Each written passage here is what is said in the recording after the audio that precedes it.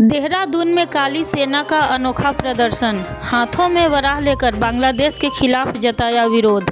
बांग्लादेश में हिंदुओं पर हो रहे कथित अत्याचारों और भारत में अवैध रूप से रह रहे बांग्लादेशी नागरिकों के विरोध में विकासनगर में काली सेना ने अनोखे तरीके से प्रदर्शन कर अपना आक्रोश जताया है। यह प्रदर्शन विकासनगर के मुख्य बाजार क्षेत्र में किया गया, जहां काली सेना के कार्यकर्ता बड़ी संख्या में सड़कों पर उतरे और प्रतीकात्मक विरोध के जरिए बांग्लादेश सरकार और वहां पनप रहे कथित जिहादी मानसिकता के खिलाफ नारेबाजी भी की। उड़ीसा में सुरक्षा बलों के साथ मुठभेड़ में 6 माओवादी ढेर, 1 करोड़ का इनामी गणेश उइके भी मारा गया। उड़ीसा के कंधमाल में सुरक्षा बलों ने मुठभेड़ में 1 करोड़ के इनामी गणेश उइके समेत 6 माओवादियों को मार गिराया, जिनमें 2 महिलाएं भी शामिल है। बांग्लादेश के ढाका में धमाका, फ्लाईओवर से फेंका गया बम, कई लोगों की मौत, मंजर देख सिहर उठे लोग। बांग्लादेश की राजधानी ढाका में एक बम धमाका हुआ है। इस धमाके में कई लोगों के मारे जाने की खबर सामने आई है।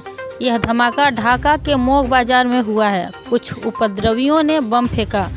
इस घटना में कई लोगों की मौत हो गई। मारे गए लोगों में सियाम नाम का एक युवक भी शामिल है।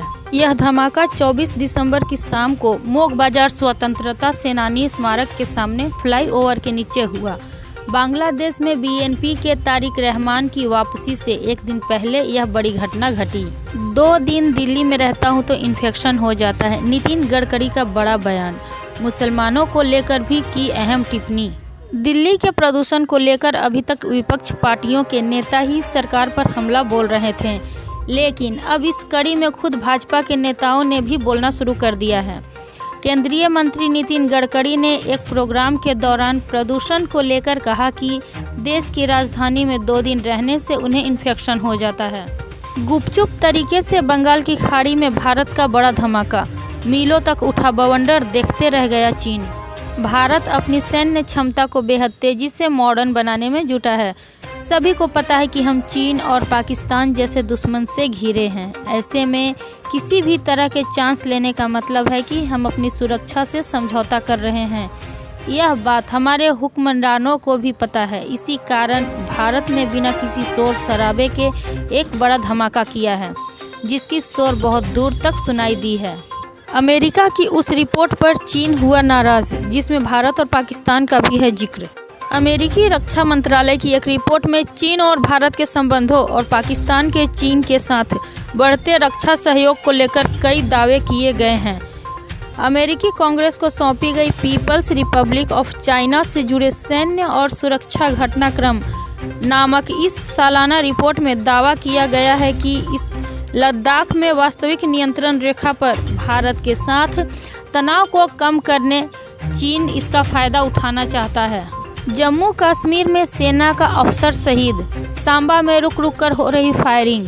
जम्मू कश्मीर के सांबा जिले में एक सैन्य शिविर के अंदर गोलीबारी हो रही है। इस घटना में आर्मी के एक जूनियर कमीशन्ड अफसर की मौत हो गई। रक्षा विभाग के एक प्रवक्ता ने बुधवार को यह सूचना दी है।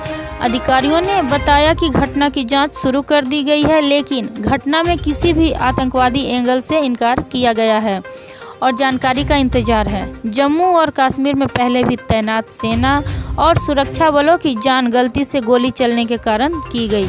कैसे हो कट्टरपंथ का मुकाबला, बांग्लादेश को मालदीव के पूर्व उपराष्ट्रपति ने दी ये नसीहत। बांग्लादेश में इन दिनों जो भी चल रहा है उसकी चर्चा दुनिया भर में हो रही है। बांग्लादेश में शांति का बहाली कैसे हो और कट्टरपंथ से कैसे निपटा जाए, इस पर मालदीव के पूर्व उपराष्ट्रपति फैसल नसीम ने एनडीटीवी पर खुलकर अपनी बात रखी। उन्होंने बांग्लादेश में स्थिरता बहाली के लिए समावेशी लोकतंत्र और समान अवसर की जरूरत पर जोर दिया। उन्होंने इस बात पर भी जोर दिया कि दक्षिण एशिया में कट्टरपंथ का मुकाबला संवाद, निष्पक्षता और सामुदायिक भागीदारी के जरिए ही किया जा सकता है।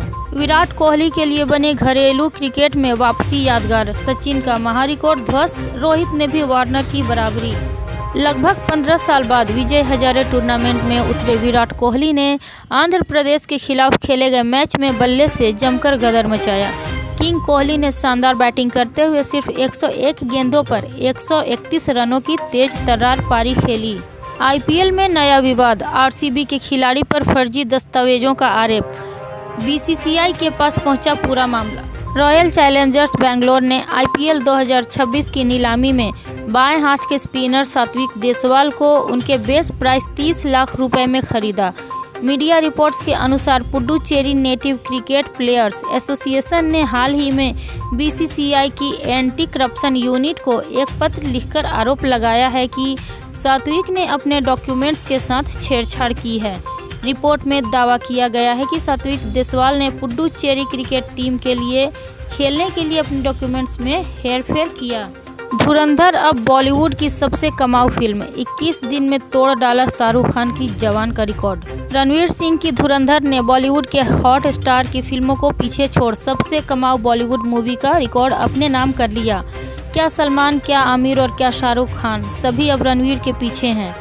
यूपी में अगले महीने शुरू हो जाएगा देश का सबसे बड़ा हवाई अड्डा, योगी का ऐलान विकास का प्रतीक बताया। मुख्यमंत्री योगी आदित्यनाथ ने विधानसभा में 2017 के पहले और अब के उत्तर प्रदेश के विकास की तस्वीर दिखाते हुए कहा कि यूपी का 5वां अंतर्राष्ट्रीय एयरपोर्ट नोएडा अंतर्राष्ट्रीय एयरपोर्ट को, जो भारत का सबसे बड़ा एयरपोर्ट होगा, अगले महीने से संचालित होने जा रहा है।